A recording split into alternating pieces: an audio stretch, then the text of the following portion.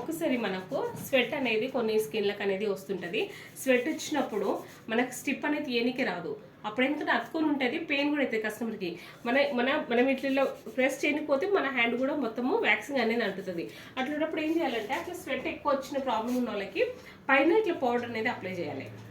Strip పైన ఇట్లా powder apply చేసిన తర్వాత పట్టి ఇట్లా గట్టి పట్టుకొని ఇట్లా ఈజీగా తీసేసేయాలి.